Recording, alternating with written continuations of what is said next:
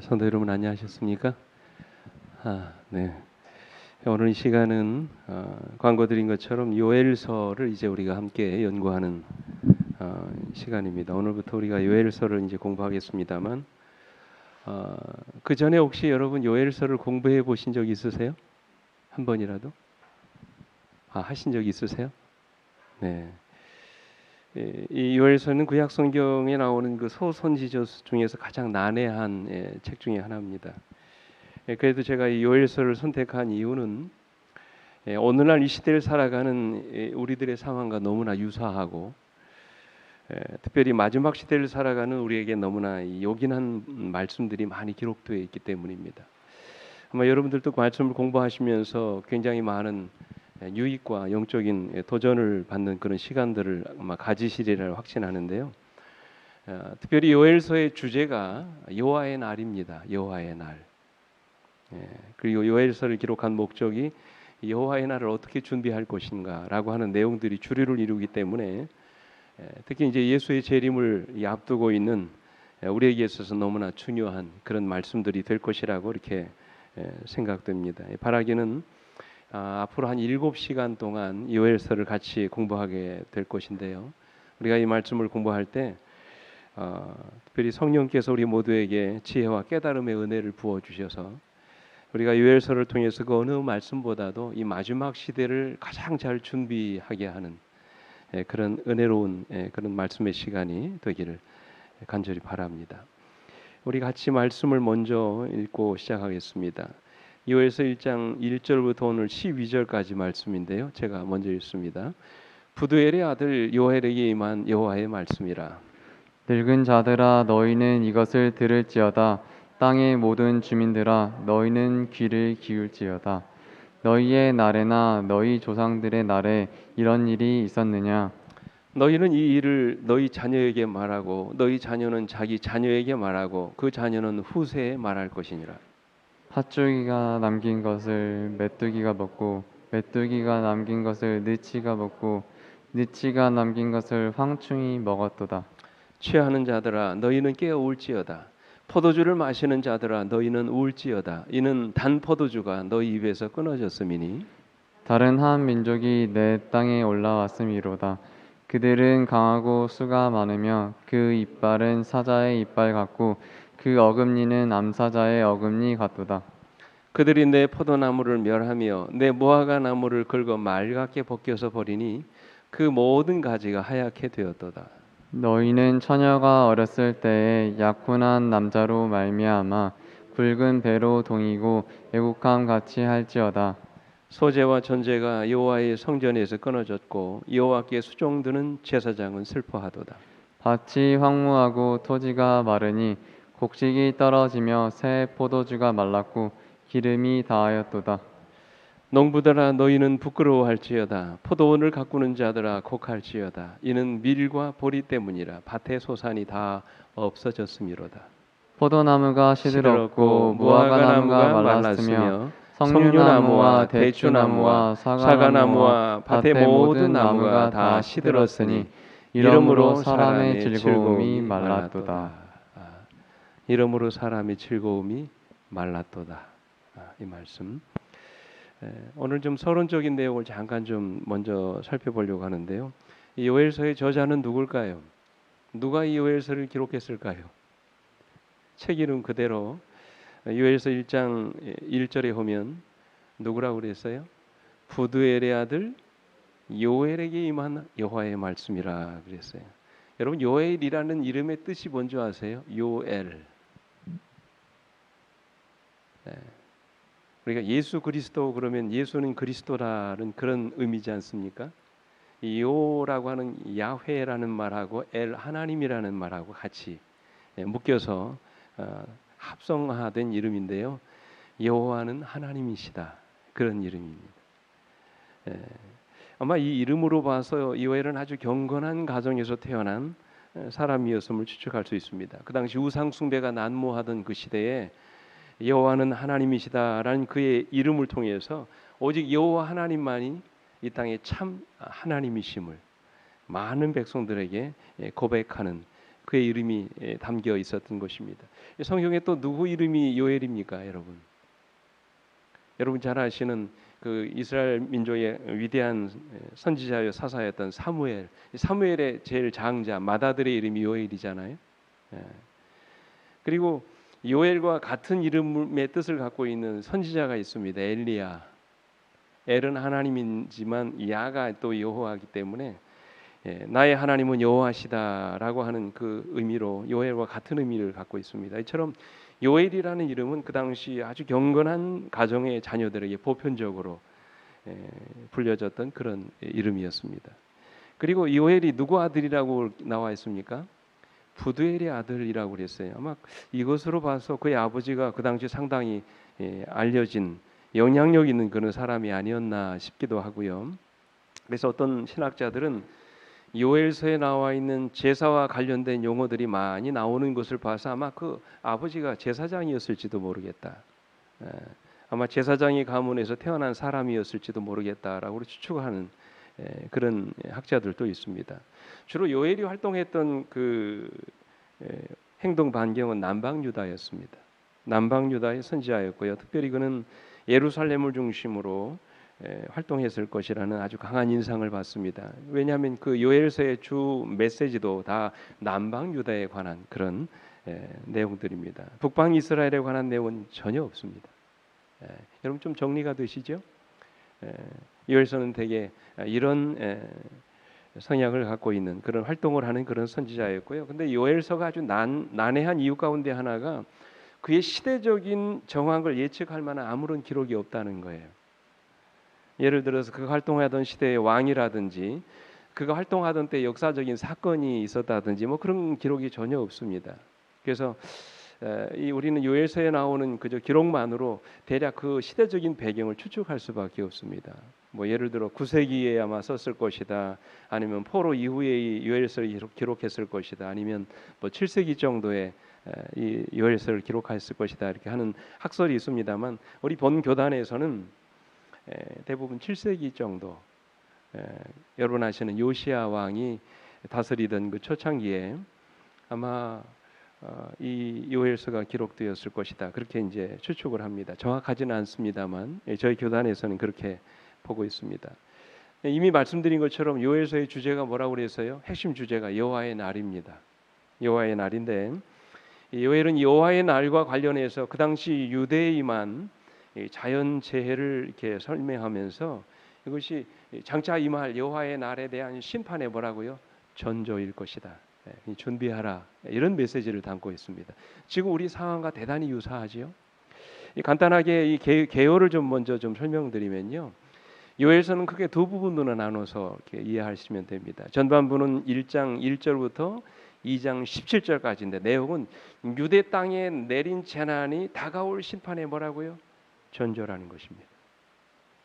그리고 이제 후반부는 2장 18절부터 3장 21절까지인데 그럴지라도 우리가 회개하고 돌아오면 이전보다 더 풍성한 복을 하나님이 우리에게 주신다는 거예요. 그러니까 여호와의 날이 임박했으니 우리가 잘 준비해서 그 날을 맞이할 준비를 하라는 것입니다. 그래서 이 여호와의 날을 우리가 어떻게 준비하느냐에 따라서 이 날이 우리에게 구원의 날이요, 승리의 날이요, 축복의 날이 될 수 있는 반면에 그렇지 못한 사람에게는 이 날은 심판의 날이요, 어두움의 날이요, 슬픔의 날이 될 것이라고 그렇게 말씀을 하십니다. 그래서 우리가 요엘서를 통해서 오늘 여러분과 제가 이 여호와의 날, 다시 말하면 예수의 재림을 어떻게 준비할 것인가, 그렇게 말씀을 함께 공부하게 될 것입니다. 바라기는 우리가 요엘서를 통해서 정말 준비된 가운데서 주님의 날을 맞이함으로 그 여호와의 날, 재림의 날이 오늘 여러분과 저에게는 구원의 날이고 희망의 날이고 최후 승리의 날이 되어지기를 간절히 바랍니다. 오늘은 첫 번째 시간으로 재앙이 주는 의미, 메시지, 그런 제목을 가지고 좀 말씀을 나누려고 합니다. 여러분에게 질문 한번 드리겠습니다.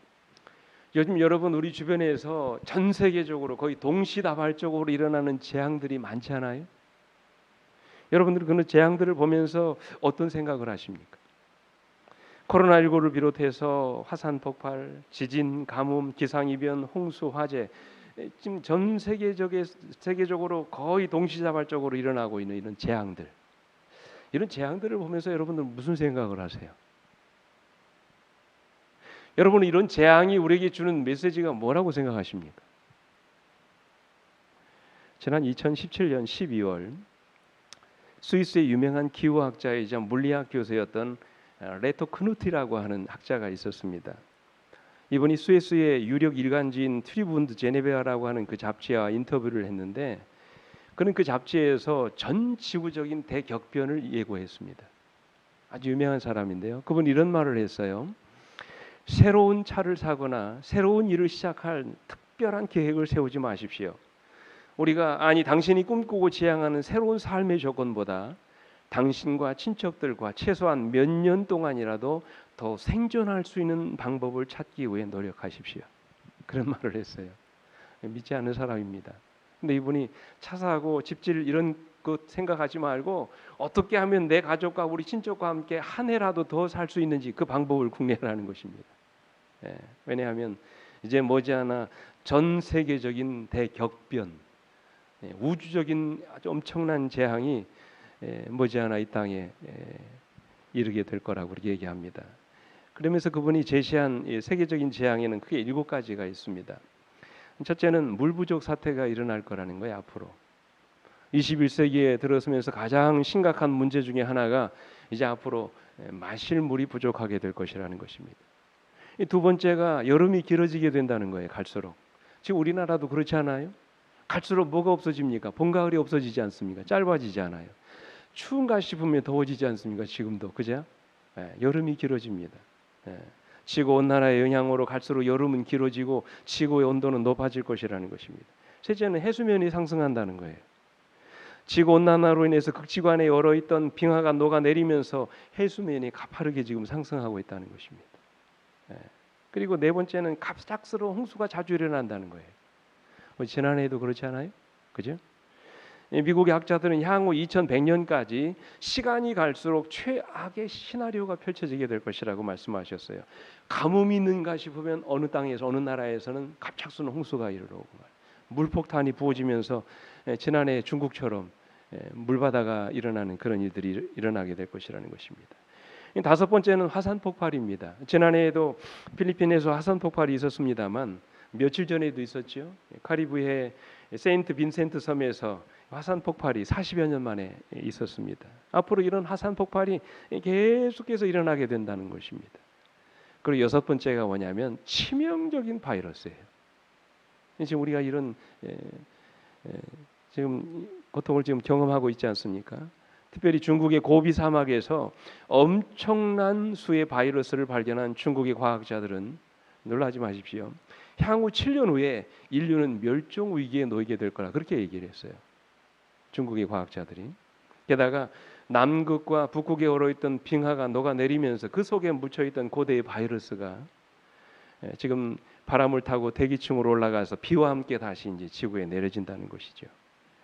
그러면서 지구 최악의 바이러스들이 인류의 운명을 위협하게 될 것이다. 그런 얘기를 했어요. 좀 가슴 떨리고 좀 두려운 그런 이야기입니다만 사실이라는 것입니다.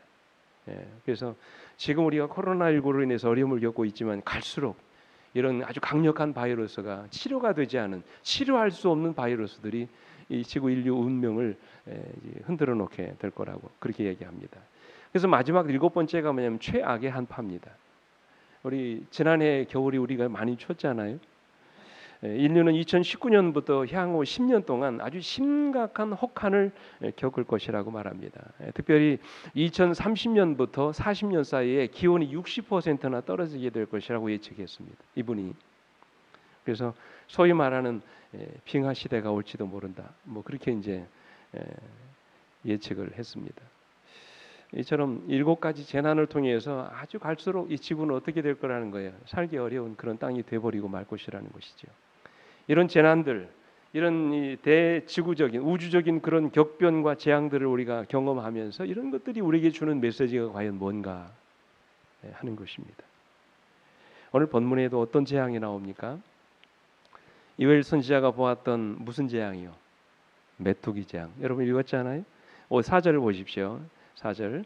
팥종이가 남긴 것을 메뚜기가 먹고 메뚜기가 남긴 것을 느치가 먹고 느치가 남긴 것을 황충이 먹었도다 그랬어요. 이 팥종이는 뭐고 메뚜기는 뭐고 느치는 뭐고 황충은 뭘까요? 생소한 이름이지요. 학자들에 따라서 그것은 각기 다른 종류의 곤충을 의미하는 것이라고 주장하는 분들도 있고, 어떤 분은 한 종류의 메뚜기가 성장 과정에 따라 다르게 불려지는 이름이라고 이렇게 말씀하시는 분도 있습니다만, 그러나 이것은 좀 신빙성이 없고요. 가장 신빙성 있는 그런 주장은 뭐냐면, 메뚜기의 종류가 80여 종에 달하는 것으로 미뤄볼 때 여기 나오는 메뚜기들은 메뚜기 중에서 곡식에 가장 많은 피해를 주는 4종류의 메뚜기를 의미하는 것이라고 보는 것이 가장 합리적이다 이렇게 얘기합니다. 근데 본문에 보면 팥종이가 남긴 것을 메뚜기가 먹고 메뚜기가 남긴 것을 느치가 먹고 느치가 남긴 것을 황충이 먹는다 그랬어요. 여러분, 이것은 무엇을 의미할까요? 이 말을 크게 3가지로 이해할 수 있습니다. 하나님의 심판의 계속성을 의미하는 거예요. 하나님의 심판이 계속해서 연속적으로 일어나게 될 것이라는 말씀이에요.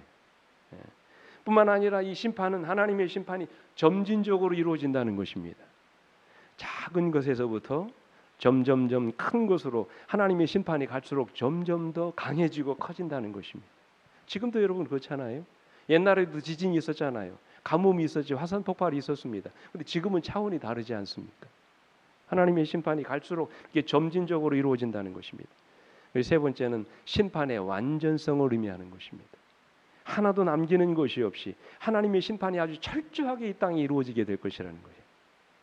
이런 표현이 어디에 나오냐면 열왕기상 19장에 나옵니다. 17절에 보시면 하사엘의 칼을 피하는 자를 예후가 죽일 것이요 예후의 칼을 피하는 자를 엘리사가 죽이리라 그랬어요.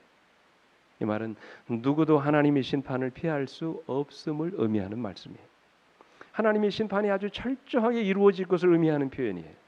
모든 악인들에게 하나님의 심판이 임하게 될 것이라는 그런 말씀입니다. 그리고 그 심판에 의해서 악인들이 멸망을 당하게 될 것이라고 말씀하십니다. 자, 이런 표현을 통해서 요엘이 드러내고자 하는 중요한 사상, 메시지가 과연 뭘까요? 요엘은 이 메뚜기 재앙이 평범한 자연재해가 아니라는 것입니다. 그것은 이런 재앙을 통해서 하나님이 이 시대의 하나님의 백성들에게 무엇인가 아주 특별한 메시지를 지금 주고 계시다는 거예요. 그러니까 여러분, 그것이 메뚜기든 아니면 지진이든 어떤 가뭄이든 이 시대에 일어나는 모든 재앙들은 그냥 자연의 이 변동에 의해서 그냥 우연히 일어나는 것이 아니라 이 시대를 살아가고 있는 하나님의 백성들에게 주시는 특별한 뭐가 있다는 거예요? 메시지, 기별이 있다는 것입니다. 우리가 그를 기억해야 된다는 것이죠. 오늘날 우리 주변에서 일어나고 있는 재앙에 대해서 우리가 이런 영적인 귀를 열어야 된다는 것입니다. 어떤 말씀을 하시는지, 이런 재앙을 통해서 오늘 이 시대에 살아가는 여러분과 제가 어떤 기별, 어떤 메시지를 들어야 하는지 우리가 그 재앙에 대해서 우리의 귀를 기울여야 된다는 것입니다. 이 재앙이 주는 그 메시지가 바로 그것입니다. 첫째로 여호와의 날이 임박했음을 알고 하나님이 주시는 경고에 귀를 기울이라는 거예요. 2절 말씀을 좀 같이 읽어볼까요? 시작. 늙은 자들아 너희는 이것을 들을지어다. 땅의 모든 주민들아 너희는 귀를 기울일지어다. 너희의 날에나 너희 조상들의 날에 이런 일이 있었느냐? 여러분, 과연 오늘 시대에 이런 일들이 있었습니까? 네?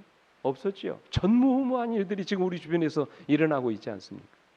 이런 일들에 대해서 너희 뭐를 기울여라? 귀를 기울이라고 말씀을 하세요. 들으라는 것입니다. 무엇을 들으라는 말씀일까요? 여호와의 날이 가까움을 알리는 하나님의 음성에 우리의 귀를 기울이라는 것입니다. 아모스 선지자도 말씀하셨죠. 주 여호와께서는 자기의 비밀을 그 종 선지자들에게 보이지 아니하시고는 결코 행하심이 없느니라 말씀하셨어요. 오늘날 이 시대에 일어나는 여러 가지 징조들을 보면서 여러분들은 무엇을 들으십니까? 어떤 음성을 들으십니까? 세상에 임하는 여러 가지 재앙들을 바라보시면서 여러분의 귀에는 과연 어떤 음성이 들리십니까?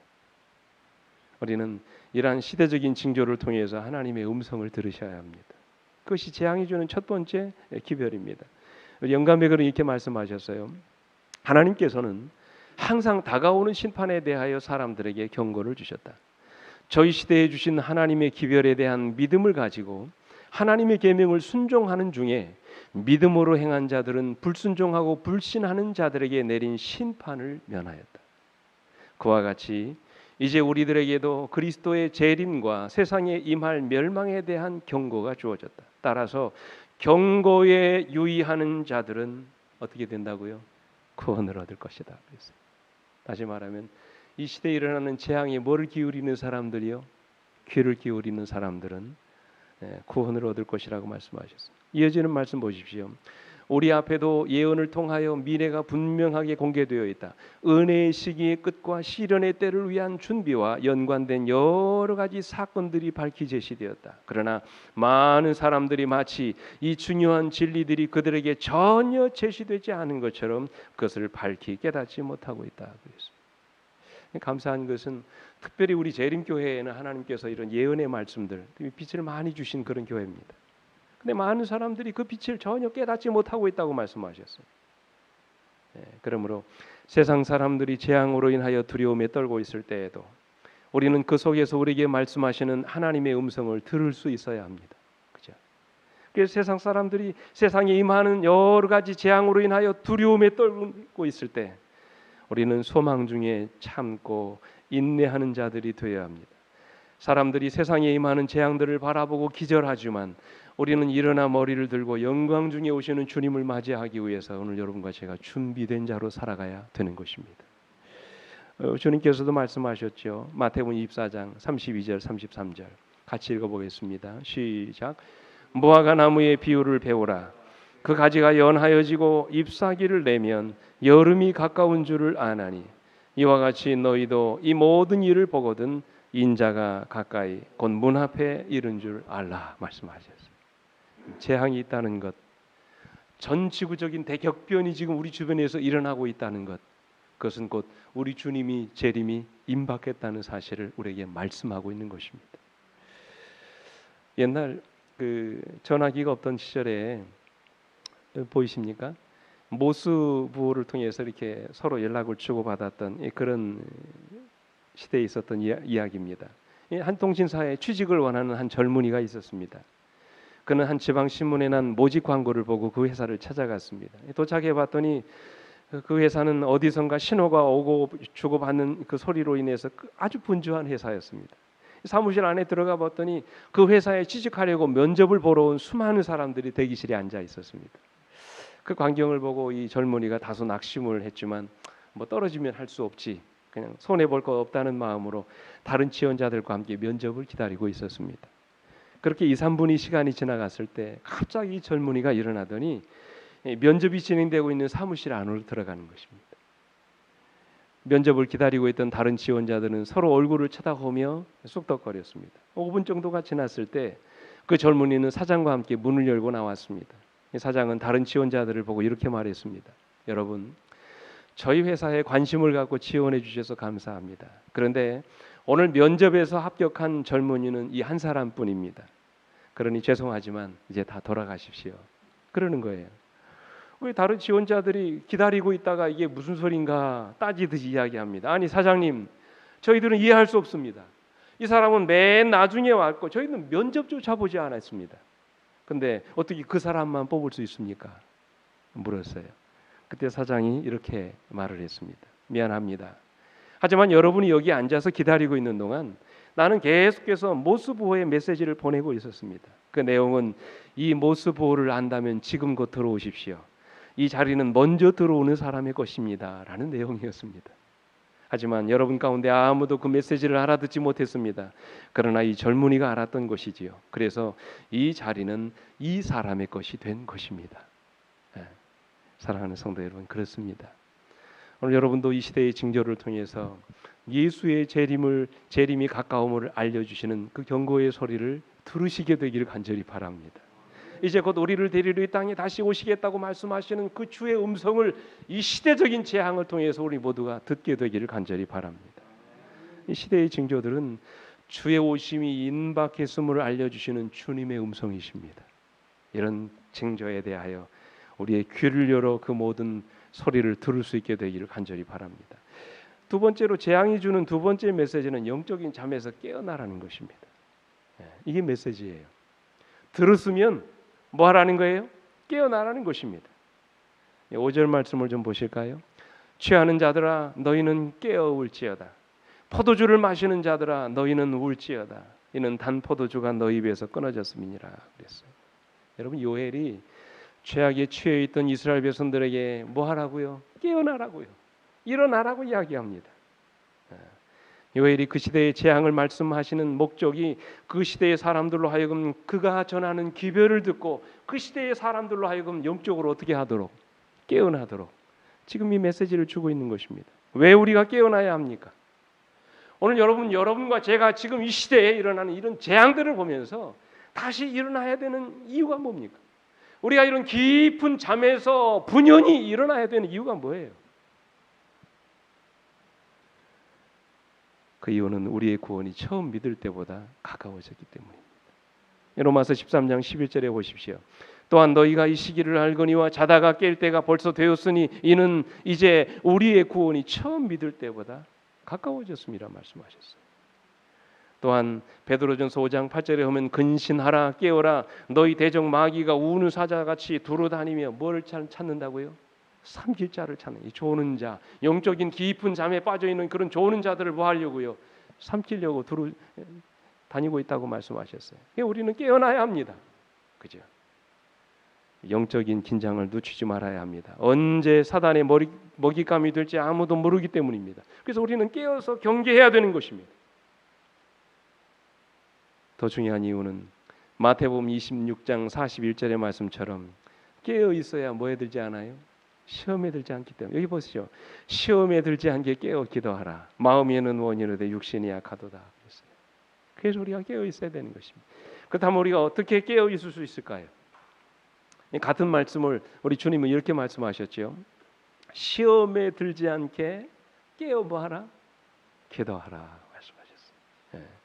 여러분 깨어 있으라는 말씀은 단순히 잠을 자지 않은 것을 의미하지 않습니다.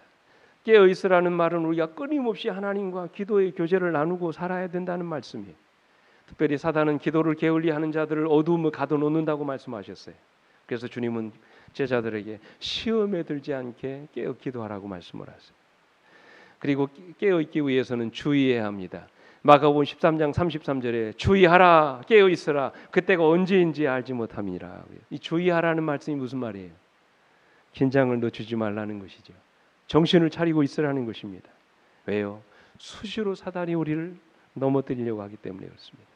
뿐만 아니라 우리는 근신해야 된다고 말씀하십니다. 베드로전서 5장 8절에 보면 근신하라 깨어라 너희 대적 마귀가 우는 사자같이 두루다니며 삼킬 자를 찾는다고 그랬어요. 일하지 않고 무의도식하는 자에게 시험이 온다고 말씀하셨어요. 일하는 자들은 잠을 자지 않습니다. 항상 깨어 있습니다. 사단의 시험이 자는 자들에게 이르러 오기 때문에 항상 뭐 하라고요? 근신하라 깨어 있으라고 말씀하세요. 또 골로새 4장 2절에 보면 감사해야 된다고 말씀을 하세요. 기도를 계속하고 기도에 감사함으로 깨어 있으라고 그랬어요. 여러분 감사가 깨어 있는 거 하고 왜 중요합니까? 하나님을 원망하고 불평하는 자들을 통해서 사단의 시험이 이르러 오기 때문에 그렇습니다. 그래서 우리에게 감사함으로 깨어 있으라고 말씀하시는 거예요. 마지막 깨어 있기 위해서는 역대상 12장 32절에 보면 시대의 징조들을 눈여겨봐야 된다고 말씀을 하세요. 여기 이사갈 자손 중에는 뭐를 알고요? 시세를 알고. 시세가 뭡니까 여러분? 시대를 분별할 줄 아는 눈이에요. 그죠? 시대의 흐름을 이해할 수 있는 능력을 말합니다. 오늘날 일어나는 여러 가지 징조들을 보면서 이 시대를 분별할 수 있는 영적인 지각이 우리에게 있어야 된다는 말씀이에요. 여기 영감의 글에 이렇게 말씀하셨어요. 하나님께서 이러한 재난을 허락하시는 데는 뭐가 있다고요? 목적이 있다. 그것은 보세요. 남녀들로 뭐가 하시기 위해서 제정신이 들도록 하시는 한 가지 방편이다 그랬어요. 그러면서 이어지는 말씀에 이렇게 말씀하세요. 얼마나 자주 우리는 지진과 태풍의 소문, 화재와 홍수로 인한 인명과 재산의 큰 손실에 대한 소문을 듣는가. 표면상으로 이 재난들은 인간이 전혀 제어할 수 없는 무조직적이고 무질서한 자연의 힘에 변덕스러운 돌발 사건인 것처럼 보이나 그 모든 것들 가운데서 하나님의 목적을 이룰 수 있다. 그것들은 하나님께서 남녀들로 하여금 깨어나서 저희의 위험을 느끼게 하는 매개물들이다 그랬어요. 여러분 지난 2015년도에 네팔에서 일어났던 지진 혹시 기억하십니까? 7.9 강진으로 인해서 무려 8,400여 명이 죽었습니다. 그리고 1만 명 이상이 부상을 당한 것으로 알려집니다. 10시간 가까이 60여 차례 여진으로 인해서 수많은 인명피해가 있었습니다. 근데 우리를 더 안타깝게 만드는 것은 네팔 지진이 있기 오래전부터 이것은 예고된 재앙이었다는 것입니다. 과거 30만 명 이상의 사망자를 낸 IT 대참사 이후에 대부분의 지진 전문가들이 다음 차례는 네팔이라고 경고했습니다. 그리고 네팔 지진이 일어나기 한 달 전에 프랑스의 한 연구팀이 사전 조사까지 하면서 네팔 지진을 경고했다는 것입니다. 그리고 더 안타까운 것은 실제 지진 전문가들이 불과 지진 발생 일주일 전에 네팔의 수도인 카트만두에 모여가지고 대지진을 예측하고 네팔 정부에 강력히 경고했습니다. 준비해야 된다고. 당시 모였던 50여 명의 지진 전문가들은 역사적 주기에 따라 못지않아 네팔에서 아주 강한 지진이 일어나게 될 것이라고 준비하라고 그랬어요. 대피해야 된다고 그랬습니다. 그 당시 학회에 참석했던 캠브리지 대학의 제임스 잭슨 교수가 이런 말을 했습니다. 나는 이번 지진이 일어났던 바로 그 지역을 걸으면서 곧 큰 일이 일어날 것이라고 예상했었다. 이번 지진은 언젠가 일어날 수밖에 없었던 악몽과도 같은 것이었다. 물리적으로 그리고 지질학적으로 정확히 우리가 예상했던 일이 일어났다. 그럼에도 불구하고 이 네팔 정부가 아무런 조치를 취하지 않았다고 그랬어요. 만에 하나 네팔 정부가 이런 경고를 받아들이고 최소한의 준비를 했더라면 아마 이런 엄청난 피해는 일어나지 않았을 것이라고 이야기합니다. 한마디로 말해서 그들이 경고의 주의를 기울이지 않았던 것입니다. 사랑하는 성도 여러분, 오늘날 우리 주변에서 일어나고 있는 기근과 각종 전염병들이 우리에게 주는 경고가 무엇입니까? 깨어나라는 것입니다. 주님 오실 날이 가까웠으니 영적인 깊은 잠에서 일어나라는 것입니다. 정신을 차려야 된다는 것이죠. 그리고 이제는 정말로 이제 곧 오시는 주님의 재림을 위해서 우리 모두가 다 준비된 자로 그날에 서야 한다는 것입니다. 우리가 이런 재앙이 주는 메시지에 귀를 기울이시길 간절히 바랍니다. 이제 마지막으로 재앙이 주는 마지막 세 번째 기별은 우리 주변에서 일어나고 있는 재앙을 보면서 울라고 말씀을 하세요. 본문에서 요엘이 범죄하여 메뚜기 재앙을 당한 이스라엘 백성들에게 굵은 배로 허리를 동이고 애곡하듯 울라고 호소합니다. 이 5절을 보십시오. 취하는 자들아 너희는 깨어 울지어다. 포도주를 마시는 자들아 너희는 울지어다. 이는 단 포도주가 너희 입에서 끊어졌음이라. 8절에도 너희는 처녀가 어렸을 때에 약혼한 남자로 말미암아 굵은 배로 동이고 애곡함 같이 할지어다. 여기서 울라는 말은 이 땅에 하나님의 심판을 불러오게 한 그들의 죄악을 진심으로 뉘우치고 회개하는 일들이 오늘 우리 가운데에서 일어나야 된다는 것이죠. 오늘 이 땅에 재앙을 몰고 온 그들의 죄를 정말로 가슴 아프게 생각하고 우리가 마음 깊이 회개하는 일들이 우리 안에서 일어나야 한다는 그런 사실입니다. 그래서 주님은 마태복음 5장 4절에도 뭐 하는 자가요? 애통하는 자가 복이 있다 말씀하셨어요. 애통은 우리 영혼을 치료하는 하나님의 도구입니다. 애통하며 눈물을 흘릴 때 상처받은 영혼에 치유하는 역사가 일어납니다. 애통할 때 우리 마음은 부드러워집니다. 우리 영혼이 맑아집니다. 애통할 때 우리의 자신의 참된 모습을 보고 우리 모두가 회개하게 됩니다. 애통할 때 더 이상 교만해질 수가 없습니다.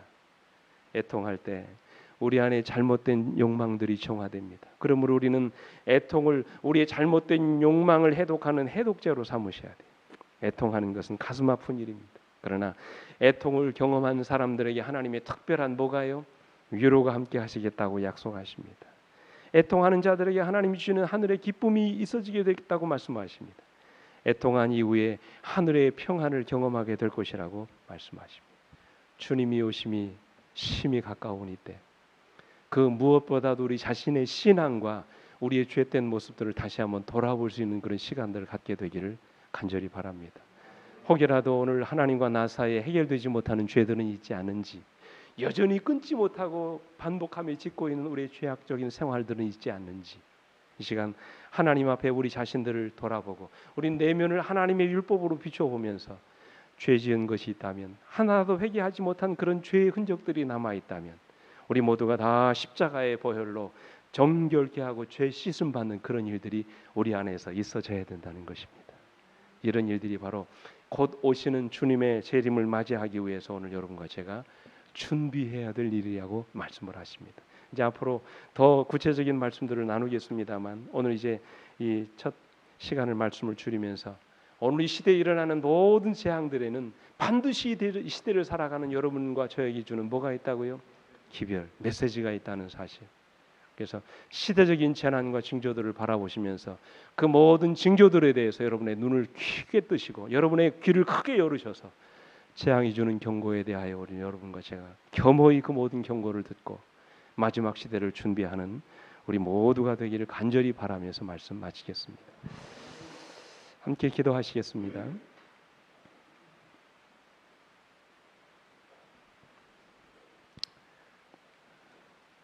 하늘에 계신 우리 아버지, 이제 오늘부터 요엘 선지자를 통해서 주신 특별한 이 예언의 말씀들을 함께 나누기를 원합니다.